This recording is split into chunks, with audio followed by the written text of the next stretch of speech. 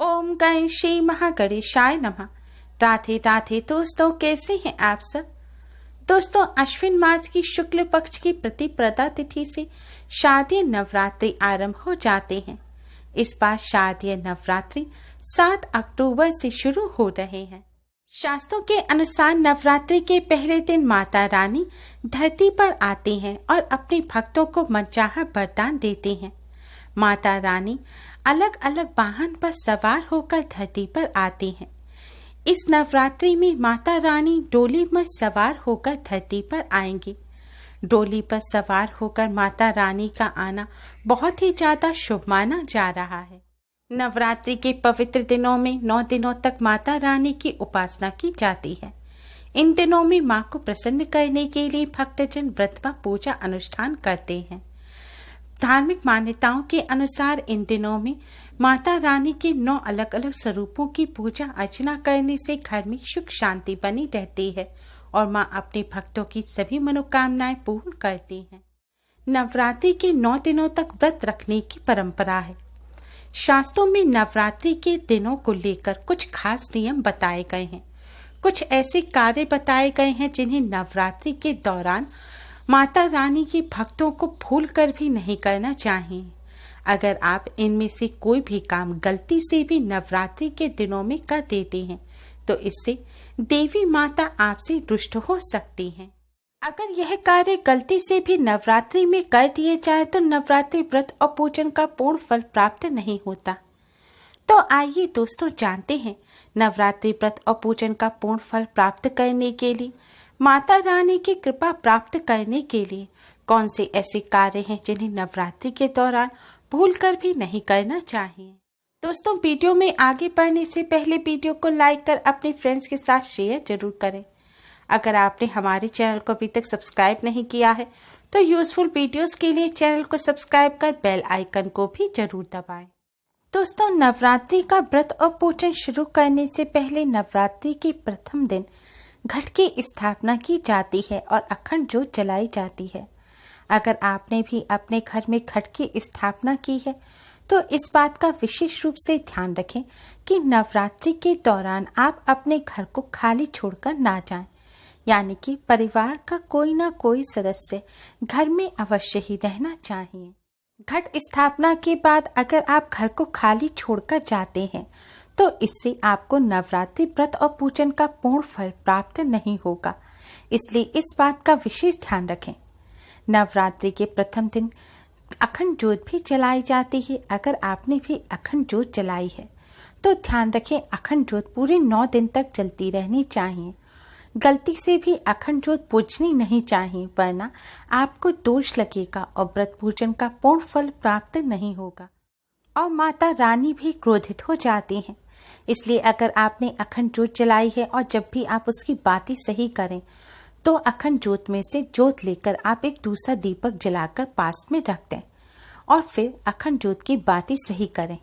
अगर आपकी बाती बुझ भी जाती है, यानी कि अखंड ज्योत का दीपक बुझ भी जाता है, तो जो आपने ज्योत अलग दूसरे दीपक में जलाकर रख रखी है उसी ज्योत से आप वापस अखंड ज्योत को जला दें। ऐसा करने से दोष नहीं लगता, क्योंकि अखंड ज्योत की आपकी जो ज्योति है वह दूसरे दीपक में जल रही है और वह बुझी नहीं है। दोस्तों, भारतीय परंपरा में कन्याओं को माँ दुर्गा का स्वरूप माना गया है।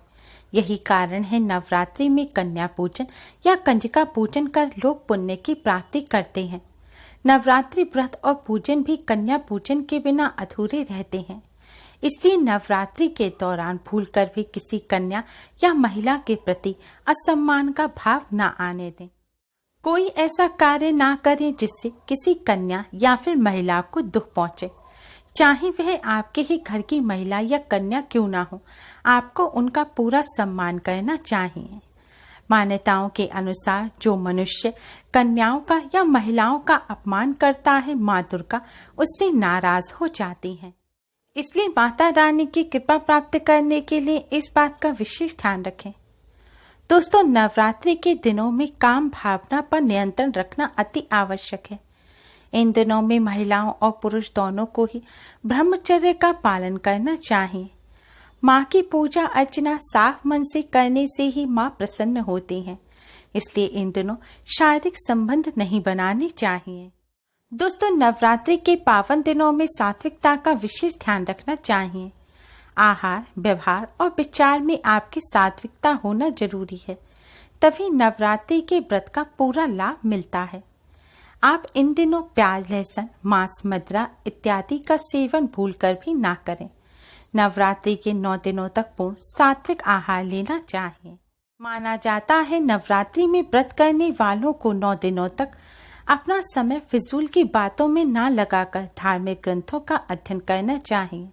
इन दिनों अधिक से अधिक माता रानी का ध्यान करें और दुर्गा सप्तशती या दुर्गा चालीसा का पाठ करना चाहिए।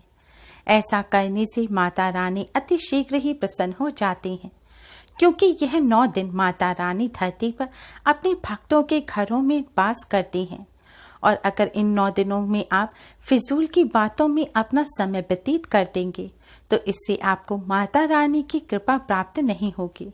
इसलिए इन 9 दिनों का पूरा लाभ उठाएं और माता रानी की कृपा प्राप्त करने के लिए अधिक से अधिक माता रानी का पूजन करें। नवरात्रि के 9 दिनों में भूलकर भी लड़ाई, झगड़ा, क्रोध इत्यादि नहीं करना चाहिए, क्योंकि माता रानी को क्रोध बिल्कुल पसंद नहीं है। शास्त्रों में बताया गया है कि जिस जगह, जिस घर में लड़ाई झगड़ा होता है वहां मां लक्ष्मी कभी नहीं ठहरती। ऐसे घर में गरीबी और दरिद्रता का वास होता है। नवरात्रि के दिनों में जो व्यक्ति लड़ाई झगड़े करते हैं, क्रोध करते हैं या व्रतधारी की आत्मा को दुख पहुंचाते हैं, माता रानी उससे रुष्ट हो जाती हैं। देवी भागवत पुराण में यहाँ तक कहा गया है कि नवरात्रि के व्रत रखने वाले व्यक्ति अगर नवरात्रि के दौरान किसी को गाली गलौज देते हैं या किसी जीव की हिंसा करते हैं या किसी को भी दुख पहुंचाते हैं तो उन्हें अपने व्रत और पूजन का फल प्राप्त नहीं होता और माता रानी भी नाराज हो जाते हैं। इसलिए इस बात का विशेष ध्यान रखें। आपसे कोई सामने से भी कुछ उल्टा सीधा पहले से बोले तो आप 2 बातें सुन लीजिए, लेकिन लौटकर किसी को जवाब ना दें। नवरात्रि के दिनों में अपने मन को शांत रखें। किसी के लिए अपने मन में बुरे विचार ना आने दें। किसी का बुरा ना सोचें, किसी को दुख ना पहुंचाएं। नवरात्रि के दिनों में माता रानी के सभी भक्तों को, चाहे उन्होंने व्रत रखा है या नहीं भी रखा, बाल नहीं काटने चाहिए। पुरुषों को दाढ़ी मूछ भी नहीं बनानी चाहिए और नाखून भी नहीं काटने चाहिए। बाल काटना, दाढ़ी मूछ बनाना हमारे शास्त्रों में अशुभ माना गया है और नवरात्रि के दिन बहुत ही शुभ होते हैं। इन दिनों सिर्फ शुभ और मंगलकारी कार्य किए जाते हैं, इसलिए नवरात्रि के दिनों में भूलकर भी बाल नहीं काटने चाहिए। विष्णु पुराण के अनुसार नवरात्रि का व्रत रखने वालों को दिन में सोना नहीं चाहिए। ऐसा करने से व्रत खंडित हो जाता है। साथ ही नवरात्रि का व्रत रखने वालों को तंबाकू और सिगरेट का भी सेवन नहीं करना चाहिए। ऐसे व्यसन से भी व्रत खंडित हो जाता है। ऐसी गलती भूलकर भी ना करें। नवरात्रि में दुर्गा सप्तशती पढ़ते समय ध्यान लगाकर पाठ करना चाहिए। बीच में बोलना नहीं चाहिए और पूजन के दौरान बीच में उठना भी नहीं चाहिए। ऐसा करने से पूजन का पूर्ण फल प्राप्त नहीं होता।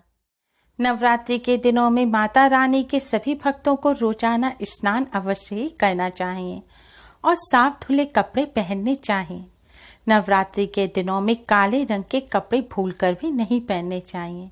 इन दिनों में अधिक से अधिक लाल, पीले, हरे इस तरह के शुभ रंग के वस्त्र पहनकर ही माता रानी का पूजन करना चाहिए।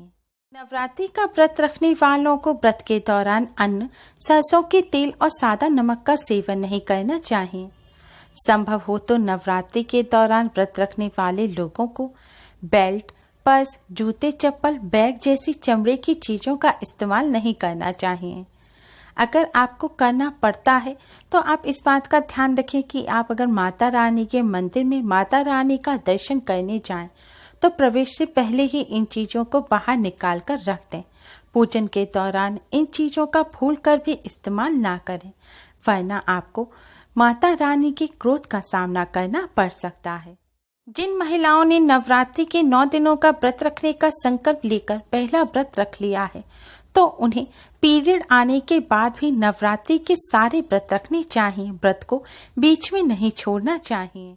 लेकिन इस बात का ध्यान रखें कि पीरियड के दौरान आप माता रानी का स्पर्श ना करें, पूजन की सामग्री का स्पर्श ना करें, मंदिर ना जाएं। आप मानसिक पूजन करें, यानी कि माता रानी के मंत्र का मन ही मन जाप करें। या फिर आप माता रानी की चालीसा का पाठ करना चाहते हैं तो मोबाइल वगैरह में आप चालीसा खोलकर उसका पाठ कर सकते हैं। घर के कोई और सदस्य दुर्गा सप्तशती का पाठ कर रहे हैं तो आप वह पाठ को सुन सकते हैं, लेकिन खुद दुर्गा सप्तशती का स्पर्श ना करें। नवरात्रि के दौरान साफ सफाई का विशेष ध्यान रखें। आपके घर माता रानी की प्रतिमा है तो रोजाना उन्हें स्नान कराकर स्वच्छ वस्त्र पहनाएं। अगर तस्वीर है तो साफ कपड़े से पोंछें। मंदिर और मंदिर के आसपास साफ सफाई बनाकर रखें। दोस्तों, नवरात्रि के दौरान माता रानी की कृपा प्राप्त करने के लिए और नवरात्रि व्रत और पूजन का पूर्ण फल प्राप्त करने के लिए इन बातों का विशेष ध्यान रखें। उम्मीद है आपको हमारी ये वीडियो पसंद आई होगी। प्लीज लाइक करें। हमारी इस वीडियो को अपने फ्रेंड्स और रिश्तेदारों में ज्यादा से ज्यादा शेयर करें, जिससे वह भी इसका लाभ उठा सकें। हमारी और भी वीडियोस के लिए हमारे चैनल को सब्सक्राइब करना ना भूलें। Thanks for watching. Radhe Radhe. जय माता दी।